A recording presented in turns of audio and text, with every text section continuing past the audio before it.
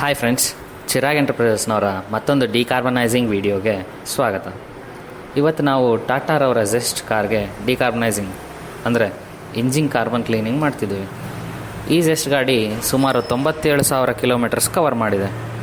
ಕಾರ್ನಲ್ಲಿ ಸ್ವಲ್ಪ pickup drop ಕಂಡಿದ್ದರಿಂದ owner ನಮ್ಮಲ್ಲಿ ಸರ್ವಿಸ್ಗೆ ಬಂದಿದ್ದಾರೆ. ಡಿಕಾರ್ಬನೈಸಿಂಗ್ ಮಾಡೋದ್ರಿಂದ ಇಂಜಿನ್ ಒಳಗಿನ ಕಾರ್ಬನ್ ಡೆಪಾಸಿಟ್ಸ್ ಕ್ಲೀನಾಗಿ ಪಿಕಪ್, ಪರ್ಫಾರ್ಮೆನ್ಸ್, ಮೈಲೇಜ್ನಲ್ಲಿ ಇಂಪ್ರೂವ್ಮೆಂಟ್ಸ್ ಬರುತ್ತೆ.